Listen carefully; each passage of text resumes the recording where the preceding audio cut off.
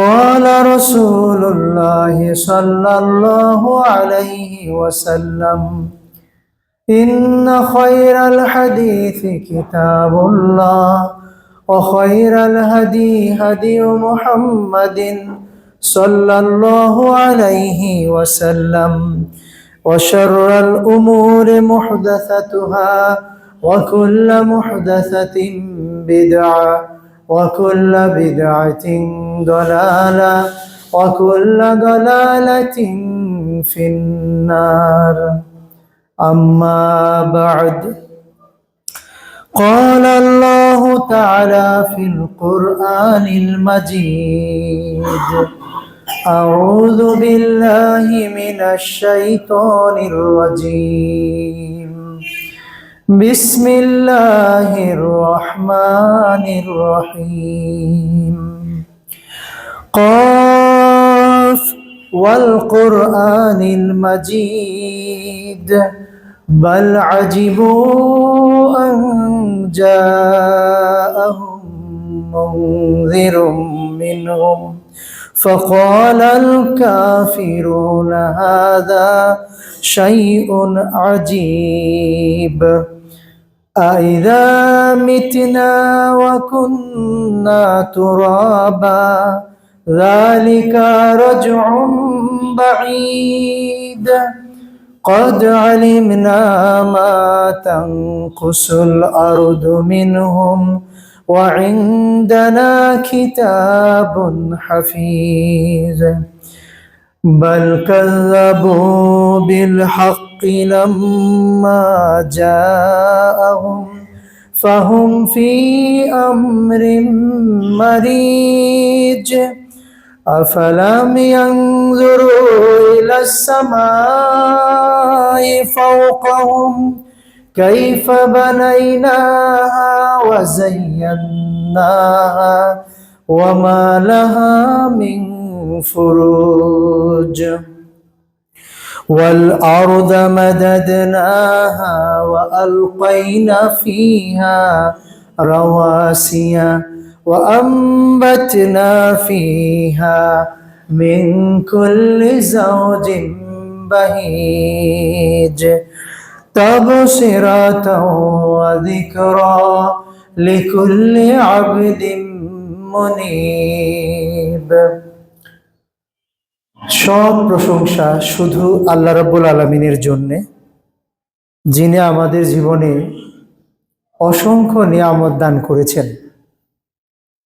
তিনি আমাদেরকে মুসলিম বানিয়েছেন, তিনি আমাদেরকে আশরাফুল মাখলুকাত বানিয়েছেন, তিনি আমাদেরকে উম্মাতে মুহাম্মাদি বানিয়েছেন, তিনি আমাদেরকে উম্মাতে মুহাম্মাদি হবার সৌভাগ্য লাভের পরও যারা বিভিন্ন বাতিল ফিরকায় যুক্ত হয়েছে, মাজার পূজা, কবর পূজা, বিভিন্ন শিরকে লিপ্ত হয়েছে, তাদের মাঝ থেকে সরিয়ে এনে তাওহীদ এবং সুন্নাহর পথে চলবার তৌফিক দান করেছেন। তার এই অসংখ্য নিয়ামতের জন্য তার শেখানো সংক্ষিপ্ত কালেমা দিয়ে আমরা আমাদের সীমিত সামর্থ্যে শুকরিয়া আদায় করছি। সবাই বলি আলহামদুলিল্লাহ। আলহামদুলিল্লাহ আমাদের কৃতজ্ঞ চিত্তের একটা প্রমাণ। আমরা যে শুকরগুজার বান্দা, আল্লাহ যে তার শুকরগুজার বান্দাদের ভালোবাসেন আর অকৃতজ্ঞদের ভালোবাসেন না। আমরা আলহামদুলিল্লাহ বললে আমরা তার শুকরগুজার বান্দা হয়ে যাই, এই জন্যই আমাদের এটা বলতে হয়। এরপরও তিনি বোনাস হিসেবে আমাদের আরো কিছু দেবেন। মিজানের পাল্লাটা, নেকির ওজনটা যাতে বেড়ে যায় সেই ব্যবস্থা করে দেবেন। আসমান এবং জমিনের মাঝখানের এই বিশাল মহাশূন্য, এইটা সওয়াবে ভরিয়ে দেবেন। সবাই বলি সুবহানাল্লাহ। দরুদ এবং সালাম পেশ করছি সর্বকালের সেরা মানুষ, আমাদের প্রিয়তম ব্যক্তিত্ব, পৃথিবীর যত ভালো কিছু আমরা এখন দেখছি তার রিসালাতের মাধ্যমে এটা ছড়িয়ে পড়েছে। আমাদের প্রিয় নবী মুহাম্মদুর রাসূলুল্লাহ সাল্লাল্লাহু আলাইহি ওয়াসাল্লামের প্রতি, তার পরিবার পরিজন সঙ্গী সাথীদের প্রতি, দুনিয়ার সকল মুসলমানের প্রতি, আমাদের বাবা আদম থেকে শুরু করে এখন পর্যন্ত এবং আজকের এই দিন পর্যন্ত, আগামী দিনেও যারা আল্লাহর দিনে পথ চলবেন, আল্লাহ আমাদেরকে তার প্রিয় মানুষদের কাতারে শামিল করে নিন। সবাই বলি আমিন। আসলে আল্লাহর দিন খুঁজে পাওয়া মোটেই সহজ সাধ্য ব্যাপার নয়। সালমান ফার্সি রাদিয়াল্লাহু আনহু পারস্য থেকে শুরু করে কত মানুষের কাছে তিনি গিয়েছেন সঠিক দিনটা পাওয়ার আশায়, কিন্তু বারবার প্রতারিত হয়েছেন। সব শেষে মদিনায় এসে প্রিয় নবী সাল্লাল্লাহু আলাইহি ওয়াসাল্লামের কাছে আল্লাহর দেওয়া দিনটা পেয়েছেন। আমরাও যারা সৌদি আরব থেকে হাজার হাজার কিলোমিটার দূরে অবস্থান করছি, সাগর মহাসাগর থেকে অনেক দূরে, তারাও যে আল্লাহর দিন পেলাম, জানতে পারলাম, এটা শুধু আল্লাহর রহমতেই সম্ভব হয়েছে। এজন্য বলি আলহামদুলিল্লাহ। সম্মানিত ভাইয়েরা, সম্ভবত আগের বারও এই ডিসেম্বর বা বছরের শেষ দিকে আমার খুতবা পড়েছিল। এবার এই মাসে একটু ব্যস্ততা বেড়ে গিয়েছে বলে তেমন সুযোগ ছিল না। তবু আমাদের শায়েখ হাবিবুল্লাহ, আপনাদের খতিব এবং ইমাম, তিনি বলেছেন, এই জন্য একটু ম্যানেজ করে আসতেই হলো। তো এই মসজিদে এই যে দাওয়াতি কাজের ব্যবস্থা, আমরা যারা খুতবায় দাঁড়িয়ে যাই তারা একটু সওয়াব পাই এইভাবে যে আমরা আমাদের দাওয়াতি কাজের হকটা আদায় করতে পারি, আর আপনারা যারা দাওয়াত দেন তারাও সওয়াব পান এইভাবে যে আপনারা দাওয়াতি কাজের ব্যবস্থা করে দিতে পারলেন। যারা মসজিদ তৈরি করেছেন সেই শুরু থেকে এখনো অনেকেই দায়িত্বে আছেন, আগামী দিনেও যারা থাকবেন, তারা এই দাওয়াতি কাজের সবই তারা অংশীদার থাকবেন। আল্লাহ আমাদের সবাইকে তার প্রিয় মানুষ হিসেবে কবুল করে নেন। যে সময়ে আমরা আজকে দাঁড়িয়েছি এই ডিসেম্বর, এই ডিসেম্বরে তো একটা বিষয় আছেই যে আমাদের বছরের এটা হলো শেষ মাস, হিসাব কিতাব মেলানোর মাস। যারা ব্যবসা করেন তাদের হালখাতার মাস। হালখাতা মানেই হিন্দু রীতির পূজা টুজা নয়, হালখাতা মানে একটা বার্ষিক হিসাব, আপনার হিসাবটাকে নতুন করে করা। তো সম্রাট আকবর যে বাংলা সনটা তৈরি করেছিলেন, তার মনে এটা ছিল যে এরকম একটা বার্ষিক হিসাব হওয়া দরকার। আল্লাহ রাব্বুল আলামিনও কিন্তু আমাদের এটা চান যে আমরা যেন পেছনে ফিরে তাকাই, আমরা কি করলাম, কি হলো, সামনে কি করা উচিত, তার যেন একটা হিসাব নিকাশ থাকে। হিসাব নিকাশ ছাড়া যেন হয় না। আমরা সূরা গাশিয়াতে শেষে পড়ি হিসাবাই ইয়াসিরা, হিসাব নিকাশ শুধু এই দুনিয়ায় থাকবে না, হাসরের ময়দানেও হিসাব নিকাশ হবে।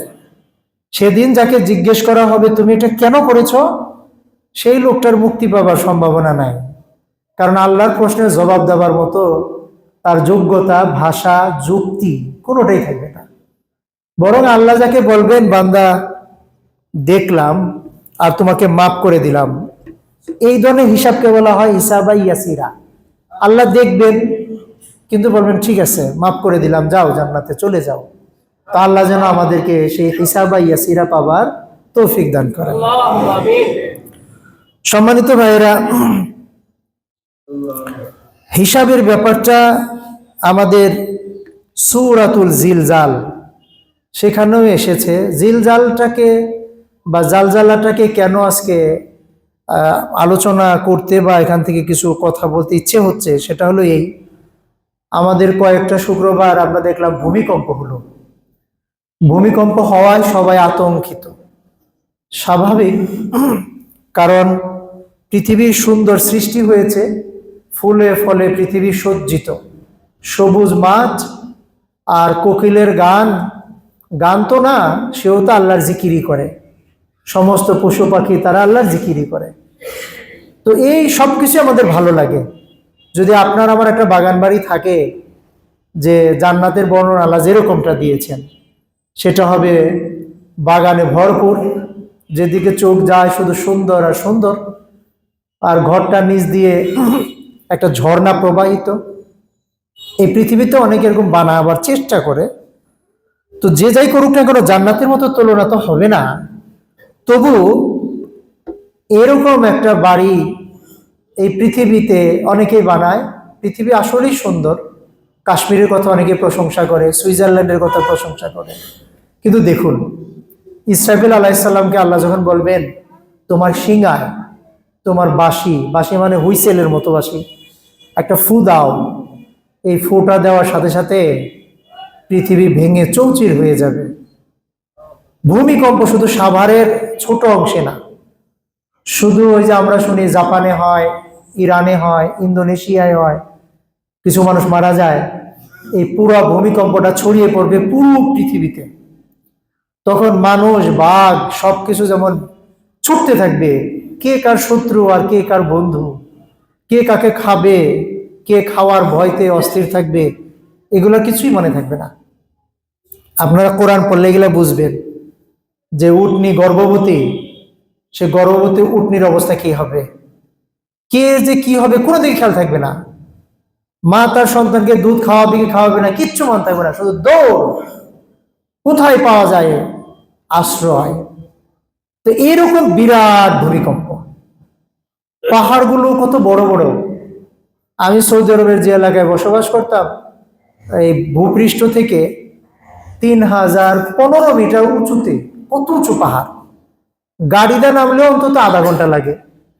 তো সেই পাহাড়গুলো যখন উঠতে থাকবে বা হিমালয় ধাক্কাধাক্কি লেগে লেগে এগুলো দেখা যাবে তুলার মতো হয়ে যাবে, মরিচিকার মতো হয়ে যাবে, আকাশের অবস্থাও বাকি থাকবে না, তারকা চাঁদ খসে খসে পড়ে যাবে, চৌচির হয়ে যাবে সব।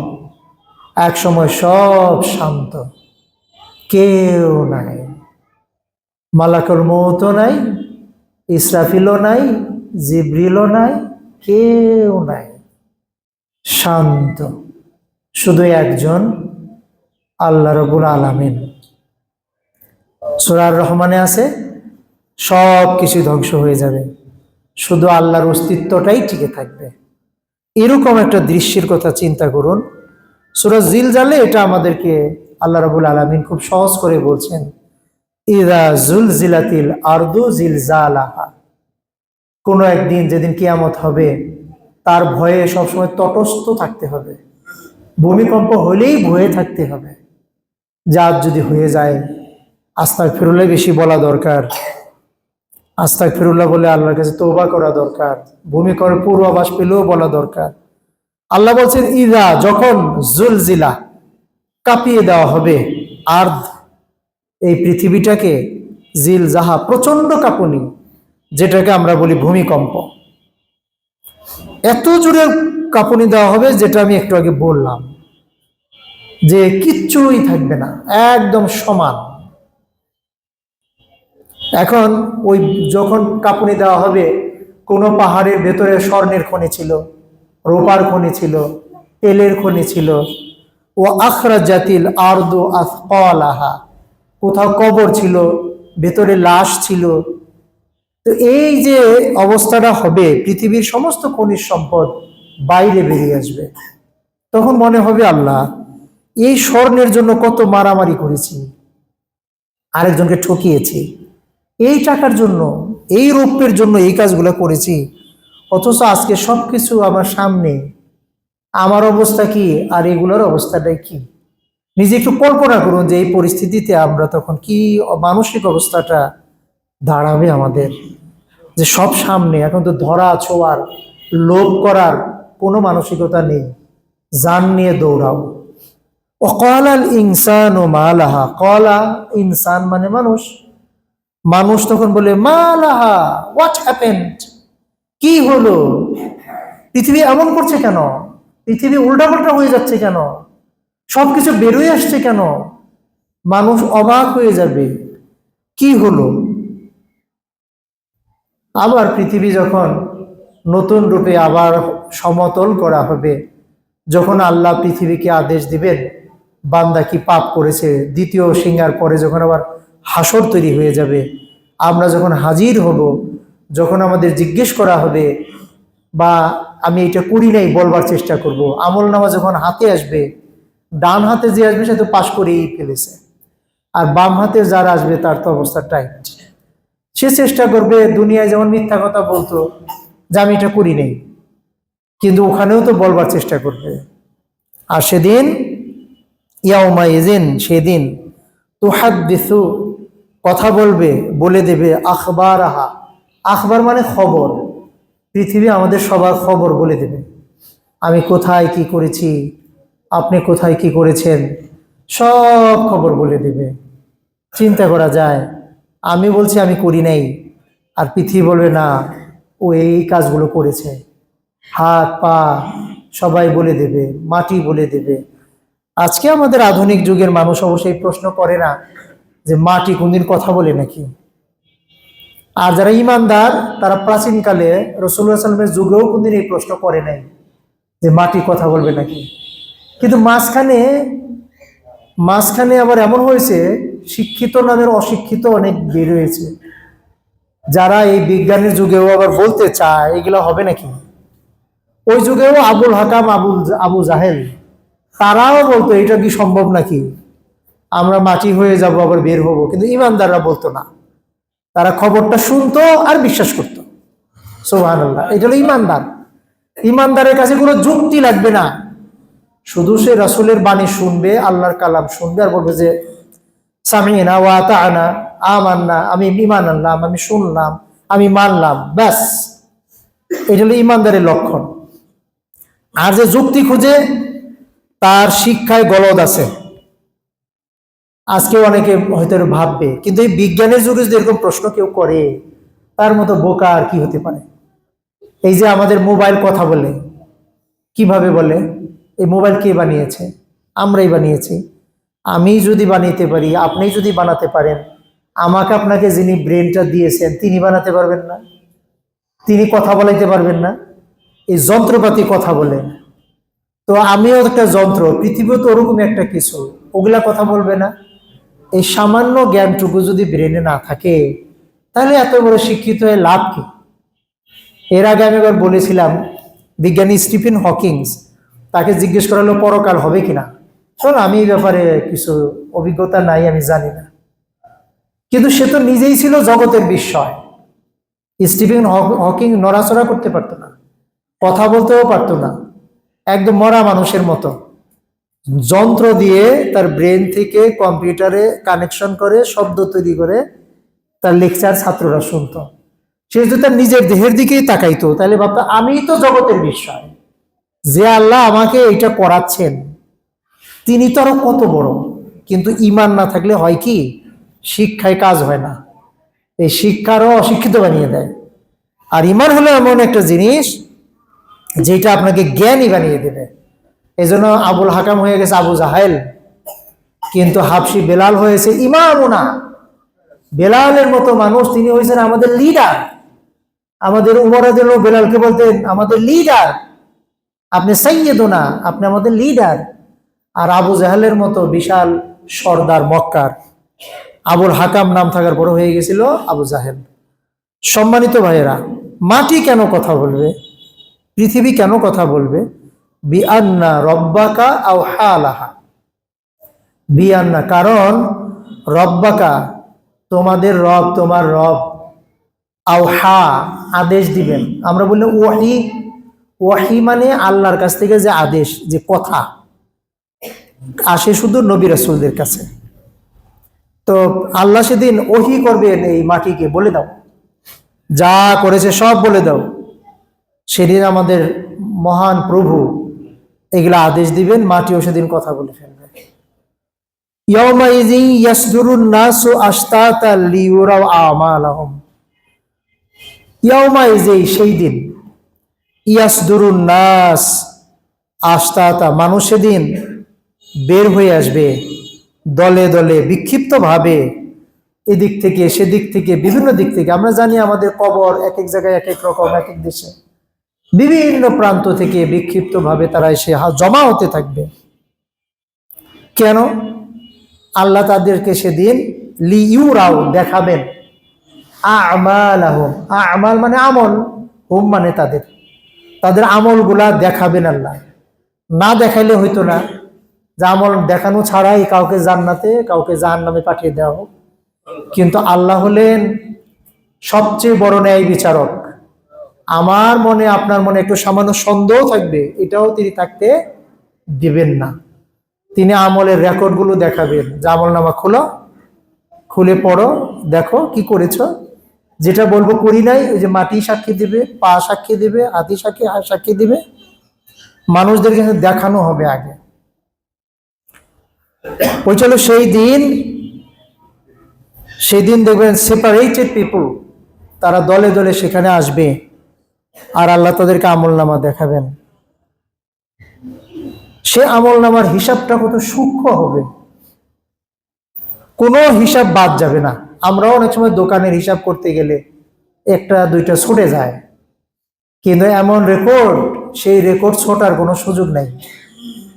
আল্লাহ বলছেন ফামাই ইয়ামাল, যেই আমল করবে মিসকালা জাররা, জাররা মানে কি, যে অণু পরমাণু, ছোট বিন্দু, যেটা মাইক্রোস্কোপ দিয়ে দেখা যায়, এই জাররার মতো পরিমাণ, মিসকাল পরিমাণ, খায়রা, খায়ের মানে ভালো, আমাদের অনেকের নাম খায়রুল ইসলাম, খায়ের মানে ভালো। তো এই অনুপরমাণু পরিমাণ যে ভালো কাজও যদি কেউ করে, সেটাও অবহেলা করা হবে না। ইয়ারাহু, যে করেছে সে দেখবে তার আমলটা, যে আমি এতটুকু ছোট্ট একটা আমল করেছিলাম, যেটা আমি মনে করি নাই যে এটা একটা সওয়াব হতে পারে, কিন্তু এটাও দেখি সওয়াব হয়ে আছে। সুবহানাল্লাহ। হয়তো গায়ে একটু মুচকে হাসি দিচ্ছেন, ভাই কেমন আছেন, এই ছোট্ট হাসিটুকু, এটাও যে আপনাকে সওয়াব এনে দেবে হয়তো আমার আপনার মনে হয় না, কিন্তু এটাও সেদিন আসবে। ভিক্ষুক ভিক্ষা চেয়েছে, আপনার পকেটে টাকা নাই, তবু যদি আপনি বলেন আসসালামু আলাইকুম, তার মানে কি আল্লাহ আপনার প্রতি শান্তি বর্ষণ করুক। আল্লাহকে বলেন আল্লাহ এই ভিক্ষুকটাকে তুমি সাহায্য করো। আপনি টাকাও দিতে পারেন, এই পকেটে টাকাই নেই, কিন্তু এই যে কথাটা বললেন আল্লাহকে, এইটা কি সওয়াব এনে দেবে না? অবশ্যই সওয়াব এনে দেবে। তো এরকম যত ছোটই মনে হোক আপনার কাছে, কিন্তু আল্লাহর হিসাবে এগুলো একটাও বাদ যাবে না, সব ইয়ারাহু আপনি দেখবেন। এই যে ভিডিও যেমন দেখেন, একবার ভিজুয়ালাইজ করা হবে, আপনি দেখতে পাবেন কবে কোথায় কি কাজ করেছেন, কি আমল করেছেন। সুবহানাল্লাহ। আর আজকের যুগে তো এটা অস্বীকার করার কোনো সুযোগই নেই, কারণ আমরা এইসব ক্যামেরা দিয়ে ভিডিও দেখে অনেক কিছুই দেখি, অনেক গোয়েন্দা তথ্য ফাঁস হয়ে যাচ্ছে, যেগুলা মানুষ জানতো না সেগুলাও বের হয়ে যাচ্ছে। আর যে আল্লাহ এই পৃথিবীতে পাঠিয়েছেন, সেই পৃথিবীর কোনায় কোনায় তার কত ক্যামেরা আছে, সেগুলো তো আমরা জানতেও পারবো না। আল্লাহর কাছে আমাদের আকৃতি তো এত ছোট যে এটা ঘুরে দেখার দরকার পড়ে না, একেবারে ছোট্ট একটা জিনিস আমরা। আরো খবর আছে, ওমাই ইয়ামাল মিসকালা যাররাতিন শাররা, ইয়ামাল মান মানে যে, ইয়ামাল মানে আমল করবে, মিসকালা জাররা, জাররা মানে যে বললাম অনুপরমাণু, মিসকাল মানে পরিমাণটা, ক্ষুদ্র পরিমাণ পাপ করবে। শাররা মানে খারাপ কাজ, শার আমরা সূরা নাসে ফালাকে বলি না, কুল আউযু বিরাব্বিল ফালাক মিন শাররি মা খালাক, শাররি মানে খারাপ থেকে। আল্লাহ যত জিনিস তৈরি করেছেন তার মধ্যে খারাপও আছে, ভালোও আছে। আল্লাহ এবার শিখিয়ে দিয়েছেন খারাপগুলোর একটা উদ্দেশ্য আছে সৃষ্টির, এই ওগুলার ক্ষতি থেকে যেন বাঁচে। যেমন সাপের থেকে কিছু উপকারও নিতে পারবে মানুষ, কিন্তু খারাপও আছে, কিন্তু আল্লাহ শিখিয়ে দিয়েছেন যে খারাপটা থেকে তুমি আমার কাছে আশ্রয় চাও, যাতে ওইটা তোমার কোনো ক্ষতি না করে। তো এই যে শাররা, যেরকম অল্প পরিমাণ খারাপ কাজ করবে, ইয়ারা, সেও ওইটা দেখতে পাবে যে আমি এই ছোট্ট গুনার কাজটা করেছিলাম। আমরা অনেক সময় হাসি ঠাট্টার কারণে এমন এমন কথা বলি, আসলে গুনাহ হয় মনে করি একটু ঠাট্টা করলাম, না, এগুলো করার দরকার নাই। আগে এপ্রিল ফুল পালন করতো মানুষ, তাই না? স্পেনে মুসলমানদেরকে মিথ্যা কথা বলে মসজিদে ঢুকিয়েছিল, এরকম একটা ইতিহাস বলা হয়, যে তোমরা ওখানে গেলে নিরাপদ থাকবে, এরপরে আগুন জ্বালিয়ে দেয়া হলো, এপ্রিলের 1 তারিখে। তো ওইটাকে বলা হয় এপ্রিল ফুল, মানে এপ্রিল মাসের বোকামি, যে মুসলমানরা খ্রিস্টানদের কথা বিশ্বাস করেছে। ইতিহাসের পক্ষে বিপক্ষে মত থাকতেই পারে, কিন্তু এরকম একটা ঘটনা হয়তো থাকতে পারে। সেটা যে পরিপূর্ণ সত্য এটা আমি নাও বলতে পারি, কিন্তু এরকম একটা কাহিনী বলা হয় স্পেনের। তো এই যে বোকা, আমরাও করি কি, মানুষকে এপ্রিলের 1 তারিখে আমাদের ছাত্র ভাইরা কেউ কেউ মিথ্যা কথা বলে আর মনে করে যে এটা মিথ্যা কথা না, এটা এপ্রিল ফুলের মজা করলাম। এই জাতীয় জিনিসগুলো বলা যাবে না। মিথ্যার আশেপাশে গোনা হয় এরকম কোনো কিছুই করা যাবে না। একজন চেয়ারে বসতে যাবে, আপনি পেছন থেকে টান দিলেন আর উপরে গেল, আমি হাসলাম, এই ধরনের মজা করারও কোনো সুযোগ নাই। কাজেই যার্রা পরিমাণ ভালো কাজ করলেও অবহেলা করার সুযোগ নাই, আবার যার্রা পরিমাণ খারাপ কাজ হলেও সেটাকেও তুচ্ছ মনে করার সুযোগ নাই। সেটাও আপনার আমার ঘাড়ে এসে সেদিন পড়বে। আল্লাহ আমাদের এ থেকে হেফাজত করুন। এ তো গেল ভূমিকম্প, আমাদের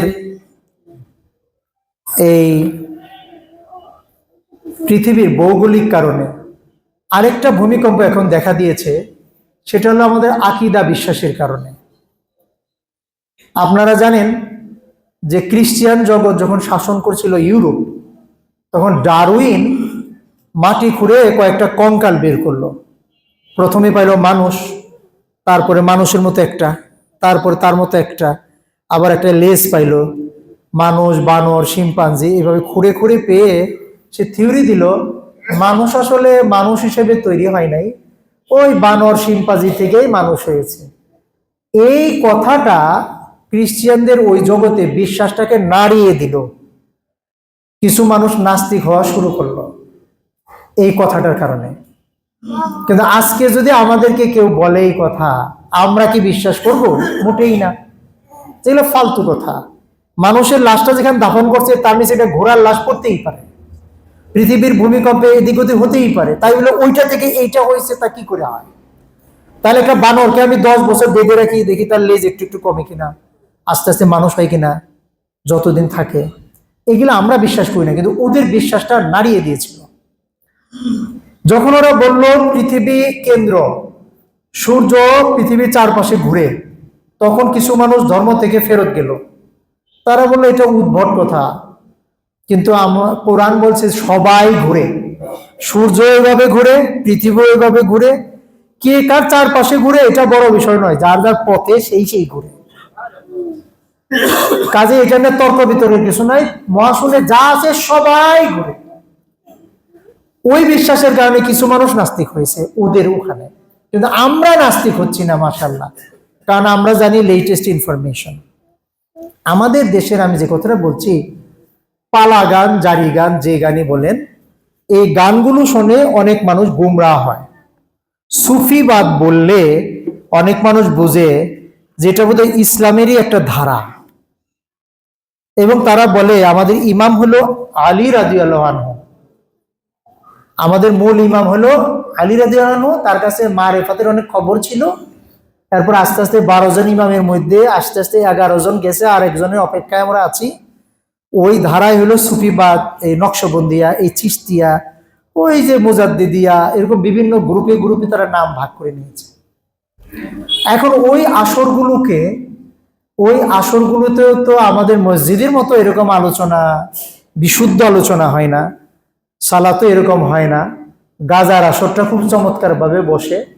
আবার গাজার নতুন নাম দিয়েছে তারা সিদ্ধি। সিদ্ধি মানে মুক্তি। গাজা খেয়ে নাকি তারা ইহজগৎ থেকে একেবারে পরজগতে আরশের ওই দিকে চলে যায়। নাউজুবিল্লাহ। আমি ওদের কিছু বই পড়েছিলাম একজন মুরিদকে এই পথে আনবার জন্য। তাদের বইতে আমি যা যা পড়েছি, ওগুলো পড়লে মাথা ঠিক থাকার কথা না। এমন চমৎকার করে লেখা যে আপনি পড়লে মনে হবে যে মসজিদে না গিয়া ওদের ওখানেই যাই, ওই খানকাতেই যাই। খানকাটাকে আকর্ষণীয় করবার জন্য ওরা সেখানে কি অ্যাড করে নিল? গান। হিন্দু ধর্মের অনুষ্ঠানে হয়তো অনেকে যায় না, কিন্তু ওদের গানের কারণে হয়তো মাতামাতি নাচানাচি করার জন্য অনেক যুবকরা যায়। আর এরা হলো মুসলমান নাম নিয়ে গান যুক্ত করে দিল, নাম দিল মারাফাতি গান, ওই কি মুর্শিদি গান, ওই বিচ্ছেদের গান, পালা গান, জারি গান, সারি গান, কত কিছু বানাইলো। এখন কথা হইলো যে গান মানুষের মন থেকে আসে, কিন্তু তাই বলে গানের কথা সুর যদি তাওহীদ বিরোধী হয় তাহলে তো সেটা গুনাহ হবেই। আমি যখন ছোট তখন আমাকে অনেকে বলতো যে ওরা মাওলানা শব্দের চাইতে বেশি জানে। কিভাবে জানে? বলে ওরা যে কোরআন আছে দলিল দেয়। তো আমার শখ হইলো যে আমি নিজে গানটা শুনবো। আমি ওই গানগুলো শুনলাম, শুনে দেখি কোরআনের এইখানে থেকে আয়াতের এক মাথা আর আরেক জায়গা থেকে আরেক মাথা, দুইটা জোড়া দিয়ে বাস একটা বানিয়ে দিছে। আল্লাহ বলছে নাউজুবিল্লাহ। হাদিসে এটা নাই, আরবি বানাইয়া চালিয়ে দিচ্ছে। আবুল সরকারের আয়াতগুলা শুনছেন না? আল্লাহু খালাকাল্লাহু কই থেকে যে বানিয়ে বললো, আমি খালি তাকাই থাকলাম যে কোথ থেকে বললোই। কোরআনের কথা নিজের মতো করে বললে সে কি মুসলমান থাকে? কাফেরদের চ্যালেঞ্জ দেওয়া হয়েছিল যে কোরআনের মতো একটা কোরআন বানাও, না পারলে একটা সূরা বানাও, না পারলে একটা আয়াত বানাও, পারে নাই। এরা বানায় কিভাবে? তাহলে এরা কি করে ইসলাম ধর্মের মধ্যে আছে? আবার আমাদের লোকেরা ওখানে গিয়ে বলে, ওরা যেমন বলে যে ওরা, আমি দেখছি ওদের নাচের যে স্টাইল গুলো, যে বুকে বুক লাগায়, যে মহব্বতের কান্নাগুলো কান্না করে ওরা, এবং বুঝায় এটা ইমানি ভালোবাসা, আল্লাহর এসে গেছে এদের মধ্যে। তো এই যে ঘটনাগুলো, এই আবুল সরকার গ্রেপ্তার হয়েছে বলে আপনারা জানছেন, এখন একটু নাড়া পড়েছে, কিন্তু ওদের ধর্মের মধ্যে যা যা মিক্স করেছে, বৌদ্ধ ধর্মে থেকে কিছু নিয়েছে, খ্রিস্টান সাধুদের কাছে কিছু নিয়েছে, বৌদ্ধদের সাধুদের কাছে, হিন্দুদের কাছ থেকে কিছু নিয়েছে, আবার ইসলামের কিছুটা মিক্স করেছে। মিক্স করে একটা নতুন ধর্ম তৈরি করেছে, নাম বাউল ধর্ম। এবং লালনের ব্যাপারটা আমার জানা আছে, যেহেতু কুষ্টিয়াতে আমি পড়াশোনা করেছি, সেখানে লালনের মাজারে দেখতেও গিয়েছি। গাঁজা খেয়ে কিভাবে টালমাটাল পড়ে আছে তাও দেখার সুযোগ হয়েছে। এর নাম ধর্ম, এটা ওদের ধর্ম। ওদের নারী পুরুষের মেলামেশা আলাদা জগতের। আর মুসলমানদের দেখলে মুসলমান হিসেবে ফেস করে, হিন্দুদের দেখলে হিন্দুদের কথা বলে ফেস করে। এইভাবে ওরা একটা নতুন ধর্ম তৈরি করেছে। আপনার সাথে দেখা হলে মনে হবে যে ও মুসলমান, একজন হিন্দুর সাথে দেখা হলে তার মনে হবে ও একটা হিন্দু, বৈষ্ণব সাথে দেখা হলে মনে হবে ও একটা বৈষ্ণব। বৈষ্ণব ধর্ম থেকে তারা কিছু নিয়েছে। আপনারা জানেন সম্রাট আকবর এরকম একটা ধর্ম বানাইছিল, দ্বীন-ই ইলাহি। দ্বীন-ই ইলাহি এটা চালু করতে চেয়েছিল, যে আমি আজীবন সব ধর্মের মানুষ এক ধর্ম পালন করবে। এই বৌদ্ধ, খ্রিস্টান, মুসলিম, বৈষ্ণব সব জোড়া দিয়ে একটা বানিয়েছে। আলেমরা, দরবারি আলেম হইলে কিছু বলতো না, কিন্তু তারা বিদ্রোহ করে আকবরের 12টা বাজিয়ে দিয়েছে, যেটা মানি না, সেটা বন্ধ হয়ে গেছে। সরকারি তরফ থেকে এটা পারেনি, কিন্তু বেসরকারি তরফ থেকে আমাদের দেশে কিন্তু এটা চলছে। এরা যে নতুন ধর্ম বানিয়েছে আমরা টেরই পাইনি। ওদের জীবন আচার সবকিছু ভিন্ন স্টাইলের, আর আমরা মনে করি ওরা তো ভালো মুসলমান না। আবার আমাদের নাস্তিকরা ওদের সাপোর্ট করে, তো কিছু বোঝা যায় না। ওরা বলে মানবতাবাদী ধর্ম। আল্লাহ চেয়ে মানুষকে বেশি ভালোবাসে কে আছে? কে আছে এরকম?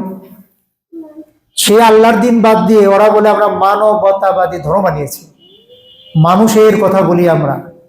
ওরা কাজী নজরুল ইসলামকেও পেঁচে ফেলেছিল, এসব প্রভাবিত করেছিল। গাহি সাম্যের গান, মানুষের চেয়ে বড় কিছু নয়, নাহি কিছু মই গান, এগুলা কবিতা গান, এগুলা দিয়ে কিন্তু শিরক এবং নতুন ধর্মের বিদাত আমাদের বাঙালি সমাজে ভালো মতো ঢুকেছে, এবং আমরা মনে করছি ওরা আমাদের মতো। ঠিক তা না। বেগম রোকেয়াকে আমরা বলি নারীরা জাগরণের অগ্রদূত। কেন? মা আয়েশা রাদিয়াল্লাহু আনহা কি হাদিসে পণ্ডিত ছিলেন না? বড় বড় মুহাদ্দিস তার কাছ থেকে হাদিস শিখে নাই? তো ওই বেগম রোকেয়া কি শিক্ষার আলো এই প্রথম জানলো? আর কেউ জানে না এরকম? কত বড় বড় পণ্ডিত এরকম ছিল। মুশকিল হলো আমরা রিসার্চ করি না, এগুলো মানুষের সামনে বলি না। বেগম রোকেয়া যখন স্কুলে বা কলেজে গেল, আমরা মনে করলাম যে উনি বোধহয় প্রথম এই কাজটি করলেন, কিন্তু ওনার মুখ দিয়েও বেশ কিছু কথা বেরিয়েছে, সে কথাগুলো অত্যন্ত আপত্তিকর। কাজে নারী, মুসলিম নারী জাগরণের অগ্রদূত বলার কোনো দরকারই নাই। বরং উনি যেটা করেছেন উনার মতো করেছেন। উনি একটা মুসলিম বংশে ছিলেন, কিন্তু তাই বলে তাকে আমাদের আইডল বা আদর্শ বানানোর কোনো দরকার নাই। বরং আমাদের আইডল বানাইতে হবে আমাদের মা আয়েশাকে রাদিয়াল্লাহু আনহা। তারা কিভাবে দিন চর্চা করেছেন, বড় বড় মুহাদ্দিসরা তাদের কাছ থেকে হাদিস শিখেছেন। আচ্ছা, হাদিসটাকে কি আপনাদের মনে হয় যেটা খালি ধর্মীয় একটা বিষয় আশয়, যে ধর্মের কথা লেখা আছে, মানে ধর্ম বলতে অন্য ধর্মের মতো? মোট কথা আমাদের ইসলাম ধর্ম কিন্তু অন্য ধর্মের মতো না। এটা হলো জীবনের সব কাজই ইসলাম। আপনি ব্যবসা বাণিজ্য, আপনার ব্যাংক, আপনার রাজনীতি, সমাজনীতি, পুরাটাই ইসলাম। কাজে হাদিস কিন্তু শুধু হুজুর যারা, আলেম যারা, তাদের যে নিজস্ব একটা জ্ঞান তা কিন্তু না। এটা সব মানুষকে শিখতে হবে, কারণ এটা হলো একদিকে আল্লাহর সাথে সম্পর্কের ব্যাপার, আরেকদিকে সমাজে চলাফেরার ব্যাপার। দুইটা জিনিস নিয়েই হলো দ্বীন ইসলাম। কিন্তু আমরা মনে করি যে হাদিস সাবজেক্টটা আলাদা, যে কারণে আমাদের স্কুলে যে কারিকুলাম বা সিলেবাস আছে সেখানে দেখেন বাংলা আছে, ইংরেজি আছে, সবই আছে, কোরআন নাই আর হাদিস নাই। তারা মনে করেছে এই জ্ঞানটা দরকার নাই। এখন যদি আমি বলি কবিতা পড়ে আপনার লাভ কি হয়, আর গল্প পড়ে আপনার কি লাভ হয়? হাদিস পড়ে তো একটা লাভ হইতো, কি লাভ? সেটা ছিল একটা ডাইরেক্ট একটা গাইডেন্স। কিরকম? হাদিসে আছে না যে এক মুসলমানের প্রতি আরেক মুসলমানের 6টা হক আছে না? আছে। এইটা যদি আমরা ছাত্রদের পড়াইতাম, তো ওকে যদি বলতাম 6টা হক কিন্তু বাবা খেয়াল রাখো, তুমি বাস্তব জীবনে এটা কাজে লাগাইবে, তাহলে সমাজটা সুন্দর হইতো না? যদি হাদিসে থাকে মুসলমানকে হত্যা করা কুফরি আর গালি দেওয়া হলো ফাসিকি, এইটা যদি শিখাইতাম, এই জ্ঞানটা সমাজে বেশি কাজে লাগতো নাকি গল্প পড়ে শিক্ষা নেওয়া ওটা বেশি কাজে লাগতো? তো এই যে আমাদের কারিকুলাম সিলেবাসে বিরাট রকম গলদ আছে। সৌদি আরবের সিলেবাসটা আমি যেটা দেখেছি সেটা সুন্দর, সব সাবজেক্টই আছে এবং খুব ইসলামাইজড করে সাজানো। সেখানে একটা দুষ্টু ছিল, ভালো কিছু জানে। সম্মানিত ভাইয়েরা, তো আকীদা বিশ্বাসের ক্ষেত্রে এরকম বেগম রোকেয়াকে কখনো সামনে আনা হবে, কখনো এই আউল বাউল এদেরকেও সামনে আনা হবে, কখনো সুফিবাদ বলা হবে, কিন্তু এগুলো কোনোটাই আমাদের বন্ধু নয়।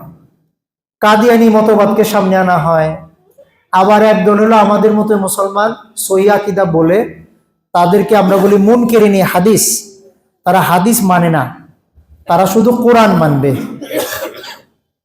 আমি বলি কাদিয়ানি আর এই গ্রুপটা, এদেরকে আহলে কোরআন বলে কেউ কেউ, এই গ্রুপটা মূলত একই।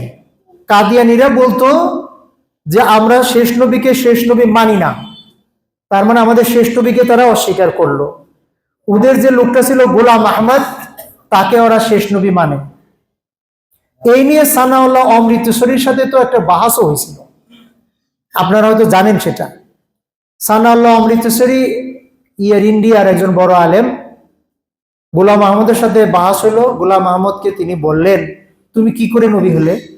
বললো যে কেন, কোরআনে আছে না আমার পরে যে নবী হবে বাদ ইসমুহু আহমদ, বাদ মানে পরে যে নবী আসবে তার নাম আহমদ। যে আমার নাম আহমদ। তোমার নাম তো আহমদ না, তোমার নাম তো গোলাম আহমদ। বল ঠিক আছে, আমি গোলামটা কেটে দিলাম, তার থাকলো আহমদ। মাওলানা সানাউল্লাহ বলছেন নাম কাটলেই নাম চেঞ্জ হয়ে যায় না? তাহলে দেখো আমার নামও সানাউল্লাহ, আমিও সানা কেটে দিলাম, থাকলো কি আল্লাহ থাকলো। এবার আল্লাহ হইয়া তোমাকে বলতেছি আহমদ, তোমার আমি নবী পানাই নেই, তুমি একটা ভণ্ড। তো এই যে ওরা বলতো শেষ নবী ওদের ওরা, এবং এরা কিন্তু বাংলাদেশের গ্রামে গঞ্জে ছড়িয়ে পড়েছে। মানুষ বুঝতে পারে না, ওদের বই পুস্তক আমাদের মতো তো। খ্রিস্টানরা যেমন আগে বই বিতরণ করতো সাভারে ধামরাইতে, ওরা লিখতো ঈসা মসিহ, ওরা খ্রিস্টি লিখতো না, যিশু লিখতো না, মারিয়াম লিখতো। কয়েকবার ধরছিল ওদেরকে। এইটা সাভারে তো অনেকগুলা খ্রিস্টান পল্লী তৈরি হয়ে গেছে, মনে হয় আপনারা অলিতে গলিতে দেখতেও পান, অনেকগুলো তৈরি হয়ে গেছে। তো কাদিয়ানরাও এরকম তৈরি করছে অনেক জায়গায়, এবং তারা আমাদের মতো মুসল্লিদেরকে টার্গেট করে বেশি। কাদিয়ানি আর মুনকিরিনে হাদিস একই রকম। কি রকম? ওরা প্রকাশ্যে বলছে শেষ নবীকে মানি না, আর এরা বলছে নবীকে মানি না। এই কথা বললে তো ধরা পড়ে যাবো। আমরা বলি হাদিস মানি না। হাদিস না মানলেই তো নবীকে অমান্য করা হলো নাকি? যে প্রিয় নবী আপনাকে খুব ভালোবাসি, কিন্তু আপনার কথা একটাও মানি না, তো কি দাঁড়াইলো রেজাল্ট? খুব ভালোবাসে, একটাও মানে না, কি দাঁড়াইলো? কাদিয়ানীরা বলছে প্রকাশ্যে, এরা বলছে গোপন। এরকম নানান রকম ষড়যন্ত্র এখানে আছে, এই ব্যাপারে সতর্ক থাকবেন। এই ডিসেম্বর আরো বিশেষ কারণে জরুরি।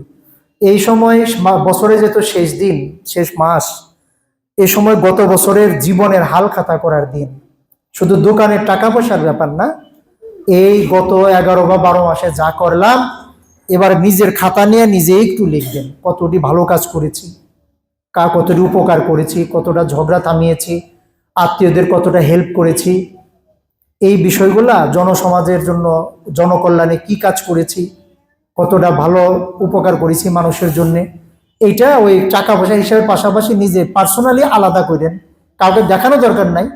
ভালো কাজ বলে আলহামদুলিল্লাহ বলবেন, আর কতটা অপরাধ করেছি আল্লাহর কাছে আস্তাগফিরুল্লাহ পড়বেন, অনুতপ্ত হবেন, আগামী বছর থেকে এগুলার করবো না, তার জন্য একটা শপথ নেবেন নিজের কাছে। আবার আল্লাহর কাছে বলবেন যে আল্লাহ আমাকে তৌফিক দিও, আমি যেন রক্ষা করতে পারি। কিন্তু এই ডিসেম্বর আমাদের জন্য একটা ঝামেলা, জানুয়ারিও খুব ঝামেলা। নির্বাচনের তফসিল ঘোষণা হয়ে গেছে, আল্লাহ জানে আমাদের অবস্থা কি হবে। এই সময় আমাদের কত মিথ্যা কথা বলা হবে, আমরাও কত অসৎ নেতৃত্বের পেছনে পেছনে যাব, বলবো অমুকের চরিত্র ফুলের মতো পবিত্র, এবং আমরা হয়তো কোনো রকম দাঙ্গাবাজ লোককেও নির্বাচন করার জন্য মানুষের কাছে ভোট চাইব। এই যে রাজনীতির মার পেঁয়াজ, এই পেঁয়াজ থেকে, এই গুণা থেকে তারাই বাঁচবে যারা মুত্তাকি, যারা পরহেজগার, সতর্ক থাকবে। আমি সেদিন একজনের সাথে আলাপ করছিলাম, বিলিয়নার বা তার চেয়ে বেশি ধনী হবে। উনি বলছেন আমি কখনো কারো পক্ষে ভোট চাই না, যদি লোকটা খারাপ হয় তাহলে তো আমিও তার সাথেই থাকলাম, তাহলে তো আমি একটা ধরা পড়ে যাব। তো তার এই সতর্কতাটা একটু মনে পড়েছে। তো এই যে ডিসেম্বর জানুয়ারি, এই দুটো মাস কিন্তু আমাদের জন্য একটা ভয়ঙ্কর মাস। এই সময় মিথ্যা ওয়াদা দেওয়া, প্রতারণা করা, ভালো মানুষের পক্ষে যাব না খারাপ মানুষের পক্ষে যাবো, এর একটা পরীক্ষা শুরু হয়ে যাবে। কোনো দল নয়, মানুষের কথা চিন্তা করুন, যে ভালো মানুষ কে, তার পক্ষে যদি থাকেন আল্লাহ মাফ করবে, আর খারাপ মানুষের পক্ষে যদি থাকেন আল্লাহ গুনাহ দেবে, স্বাভাবিক। এটা কোনো রাজনীতির ওয়াজ না, এটা মুমিনদের দায়িত্ব এবং কর্তব্য। এই কথাগুলো কেন বলা লাগবে? আপনারা জানেন আল্লাহ রাব্বুল আলামিন আমরা কি করলাম আর কি করলাম না এই ব্যাপারে অনেকগুলো আয়াতে সতর্ক করেছেন। আমি শুধু সেই দুই একটা কথা বলে আজকের খুতবার শেষ দিকে চলে যাচ্ছি ইনশাআল্লাহ। সূরা বানী ইসরাইলের নাম শুনেছেন। সূরা বানী ইসরাইলে আল্লাহ বলছেন যে যখন আমলনামা দেওয়া হবে, তখন ওই যাকে দেওয়া হবে তাকে বলা হবে ইকরা, পড়ো, কিতাবাক, তোমার এই যে বইটা, যে আমলনামা রিপোর্ট কার্ড দিয়েছি, রেজাল্ট কার্ড, এটা পড়ো। কাফা বি নাফসিকা লিয়াউমা আলাইকা হাসিবা, এইটা পড়ার জন্য, বোঝার জন্য, তোমাকে জাস্টিফাই করার জন্য আজকে তুমি নিজেই যথেষ্ট। তুমি কয়টা ভালো কাজ করেছো আর কয়টা খারাপ কাজ করেছো নিজে পড়ে দেখো। তার মানে এই মেসেজটা আমাদের জন্য কি দেয়, কি মেসেজ এটা আমাকে বলে? আমাদেরকে বলে যে আমাদেরকে সতর্ক হওয়ার সময় হয়েছে। সেদিন কিন্তু নিজের হিসাব এভাবে নিজেকে দিতেই হবে। সূরা ইনফিতার আমরা পড়ি। সূরা ইনফিতারে আল্লাহ রাব্বুল আলামিন বলছেন ওয়া ইযাল কুবুর বুসিরাত, যখন কবরগুলো খুলে যাবে তখন তো আমরা বের হয়ে আসব। ওই যে দ্বিতীয় ভূমিকম্পে আমরা তো সব বের হয়ে চলে আসব। আলিমাত, ইলম মানে জানা, আলিমাত তখন জেনে যাবে, নাফস প্রত্যেক ব্যক্তি জেনে যাবে, মা কদ্দামাত ওয়া আখারাত, যেটা তাকদিম করেছে, আগে পাঠিয়েছে আমল করে, আর মা আখারাত, আর কোনটা পরে পাঠিয়েছে, অথবা কোনটা সে পাঠিয়েছে আর কোনটা সে বাদ দিয়েছে। মানে আগে পরে যা করেছে এই পুরো জিনিসটা সেদিন তাকে তো দেখানো হবে, সে জেনে যাবে। আবার দেখেন সূরা মুদ্দাসসিরে আল্লাহ রাব্বুল আলামিন কি বলছেন, সেখানে বলছেন যে ফাকরাউ মা তায়াসসারা মিনহু, কোরআন সম্পর্কে বলেছে কোরআন তেলাওয়াত করো, ওয়া আকিমুস সালাতা, সালাতটা কায়েম করো। ওয়া আতুজ যাকাতা, যাকাত কায়েম করো, যাকাত প্রদান করো। ওয়া আকরিদুল্লাহ করদান হাসানা, কর্জ তো আমরা বাংলা ভাষায় বুঝি, শব্দটা আরবি। আল্লাহ বলছেন যে আল্লাহকে কর্জ দাও, হাসানা কর্জ। কর্জ দিয়ে আবার ডেলি খোটা দেব, আবার তাগাদা এমন পরিমাণ দেব যে যাকে দিলাম তার জীবনটা অতিষ্ঠ। এইটার নাম কর্জে হাসানা না। তাকে সুযোগ দিবেন, সময় দিবেন, পথ দেখাবেন কিভাবে সে পরিশোধ করতে পারে। আচ্ছা, ওমা তুকাদ্দিমু লিআনফুসিকুম, তোমরা যা কিছু পাঠাবে, এই যে অগ্রিম আমলগুলো পাঠাবে তোমাদের জন্য, মিন খায়রিন, ভালো ভালো ভালো ভালো থেকে, তাজিদুহু, যাই যেই দান খয়রাতি করো না কেন, তাজিদু মানে তোমরা সেগুলা পাবে, ইনদাল্লাহে, আল্লাহর কাছে সেগুলা জমা থাকবে। সুবহানাল্লাহ।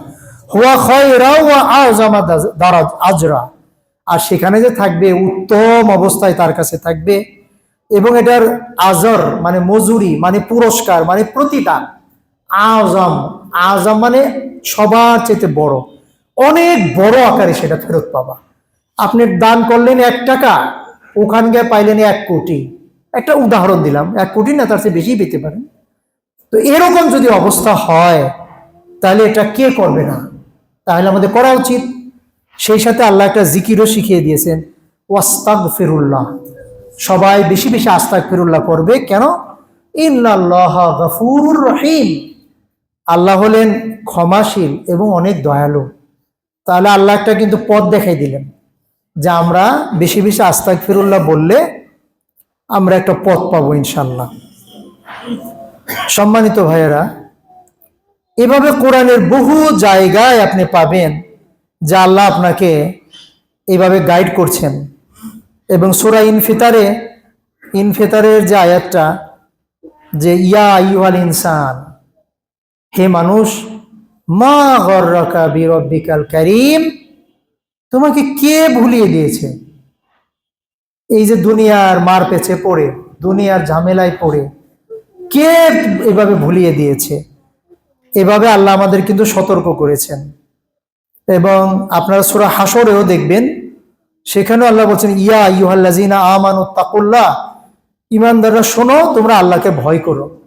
ওয়াল তানজুর, নজর করো, নজরও আরবি শব্দ, বাংলায় এসছে। তোমরা নজর করে দেখো, নাফসুন, প্রত্যেক ব্যক্তি দেখো, মা কদ্দামাত লি গাদ, গাদ মানে আগামী দিনের জন্য, সেই পরকালের জন্য। কদ্দামাত, কি তুমি পাঠিয়েছো, কদ্দম করেছো, কি পাঠিয়েছো। ওয়াত্তাকুল্লাহ, আল্লাহকে ভয় করো। ইন্নাল্লাহা খাবীরুম বিমা তা'মালুন, আর আল্লাহ জানেন তোমরা যা যা করো সবই কিন্তু আল্লাহ জানেন। ওয়ালা তাকুনু, হয়ো না কিন্তু তোমরা, কাল্লাযিনা, তাদের মতো যারা নাসুল্লাহ, আল্লাহকে ভুলে গেছে। ফাআনসাহুম আনফুসাহুম, আর অবস্থা কি হয়েছে, তাদেরকে আল্লাহও ভুলে গেছেন, তারা নিজেদের কর্তব্যও ভুলে গেছে। তারা ভুলের মধ্যেই আছে, বিস্মৃতির মধ্যে আছে। উলাইকা হুমুল ফাসিকুন, এইভাবে যদি আল্লাহকে আমরা ভুলে যাই, আল্লাহ আমাদের একটা ভয়ঙ্কর খবর দিয়েছেন যে এই লোকেরা হলো ফাসেক। ফাসেক তো ভালো মানুষ না। আল্লাহ আমাদেরকে ফাসেক হওয়া থেকে বাঁচিয়ে রাখুন, আমাদেরকে তার দিনের পথে এবং পথ চলার, সেই সাথে গত বছরের অপরাধগুলো থেকে তওবা করার, আগামী বছরের জন্য আরো ভালো কাজ করবার তৌফিক দান করুন। বারাকাল্লাহু লানা ওয়া লাকুম বিল কুরআনিল আযীম ওয়া ইয়্যাকুম বিল